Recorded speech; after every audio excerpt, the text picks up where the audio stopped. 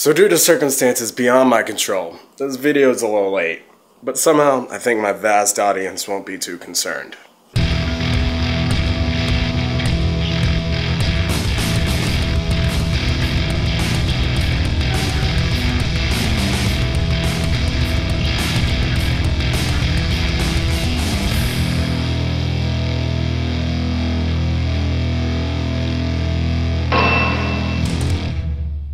Hey guys, it's Ian again. I hope your holidays are going well.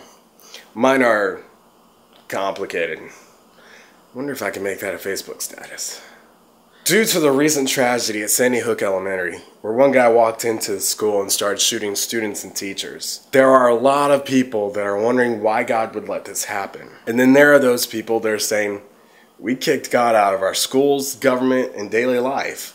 Why are we suddenly concerned with what he allows? I'm inclined to go with the latter sentiment, but there are those who would disagree. Rather intensely disagree, in fact. There's plenty in the Bible that supports this particular stance. When we, rebellious sinners that we are, decide that we don't like God and want him gone, sometimes he does just that. He leaves us to our own petty devices. Romans chapter 1 shows us that God has made himself known to us already.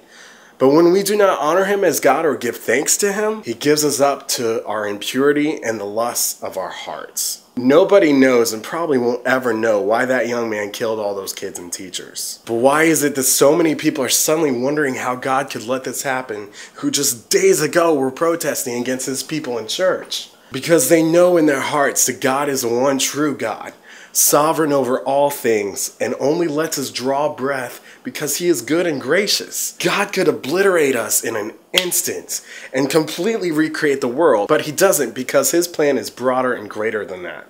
There's a saying that the shadow proves the existence of the sun.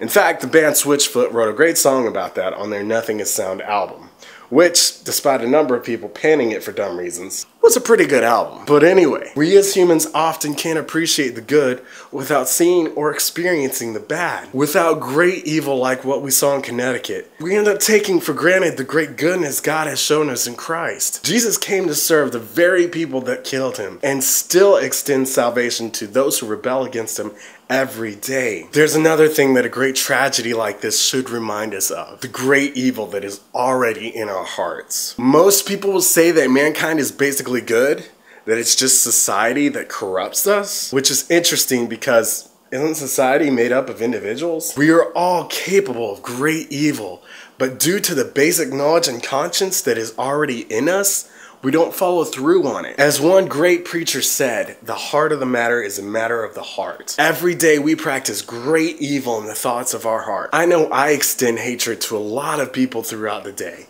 murdering them and disrespecting them as the image of God in my heart. So while everybody else tries to blame guns, mental illness, or parenting for tragedies like Sandy Hook, we must remember to look to Christ first as the answer to evil. In him we find mercy, and it is in him that our own evil hearts are replaced with his love. Thanks for watching. I hope you're already praying for the people in Connecticut that are close to this tragedy.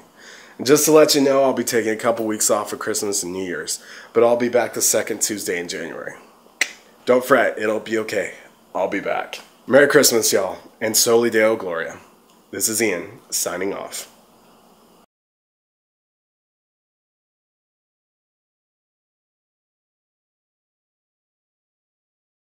And still extend salvation to those who which is interesting. I'm inclined to go with the latter sentiment, but there are those. But goodness, don't fret, it'll be okay.